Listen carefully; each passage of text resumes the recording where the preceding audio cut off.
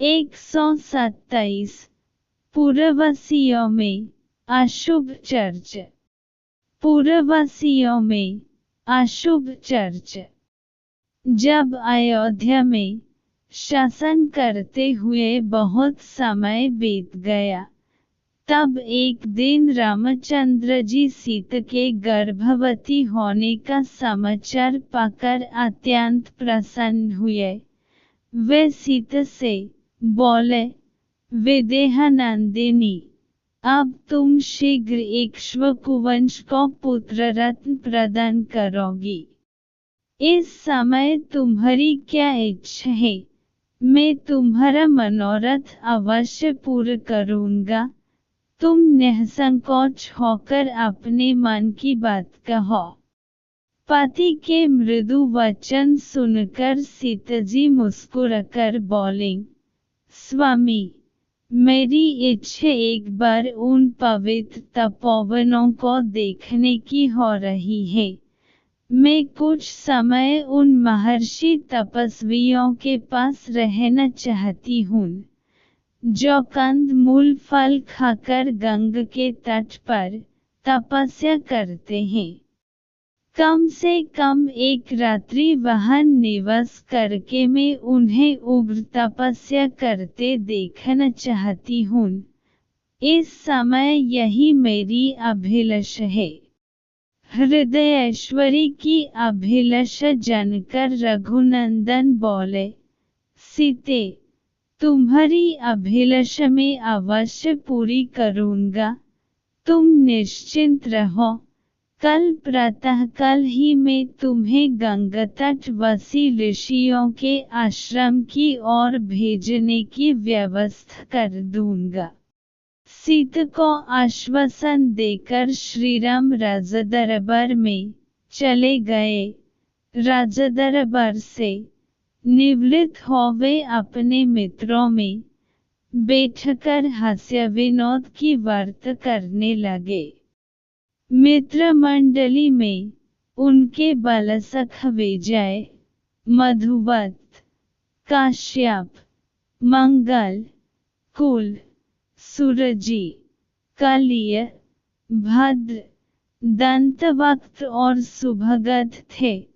बातों ही बातों में रामचंद्र ने पूछा, भद्र, आजकल नगर में किस बात की चर्चा विशेष रूप से होती है? नगर और जनपद के लोग मेरे सीता, भरत, लक्ष्मण आदि भाइयों और माता कैकेयी के विषय में क्या क्या बातें करते हैं। प्रायः देखा जाता है कि राजा यदि आचार विचार से हीन हो तो सर्वत्र उसकी निंदा होती है। भद्र ने उत्तर दिया, सौम्य, सर्वत्र आपके विषय में अच्छी ही चर्चा सुनने को मिलती है। दशग्रीव पर जो आपने विजय प्राप्त की है, उसको लेकर सब लोग आपकी खूब प्रशंसा करते हैं और आपकी वीरता के कहानी अपने बच्चों को बड़े उत्साह से सुनते हैं। रामचंद्र बोले, भद्र, ऐसा नहीं हो सकता कि सब लोग मेरे विषय में सब अच्छी ही बातें कहें। कुछ ऐसी भी बातें हो सकती हैं जो उन्हें अच्छी न लगती हों। संसार में सभी प्रवृत्ति के लोग होते हैं। इसलिए तुमने जो कुछ भी सुना हो निश्चिंत होकर बैठ के कहो। यदि उन्हें मुझ में कोई दोष दिखाई देता होगा तो मैं उसे दूर करने की चेष्टा करूँगा। यह सुनकर भद्र बोला, वे कहते हैं कि श्रीराम ने समुद्र पर पुल बांधकर ऐसा दुष्कर कार्य किया है जिसे देवता भी नहीं कर सकते। रावण को मरकर वानरों को भी वश में कर लिया, परंतु एक बात खटकती है। रावण को मरकर उस सीता को घर ले आए जो इतने दिनों तक रावण के पास रही। फिर सीता से घृणा करने के बजाय उन्होंने उसे कैसे अपने पास रख लिया। भला सीता का चरित्र क्या वहन पवित्र रहा होगा। अब प्रजाजन भी ऐसी स्त्रियों को अपने घरों में रखने लगेंगे, क्योंकि जैसा राजा करता है प्रजा भी वैसा ही करती है। इस प्रकार सारे नगर निवासी भिन्न भिन्न प्रकार की बातें करते हैं। भद्द की बात का अन्य साथियों ने भी यह कहकर समर्थन किया कि हमने भी ऐसी बातें लोगों के मुख से सुनी हैं।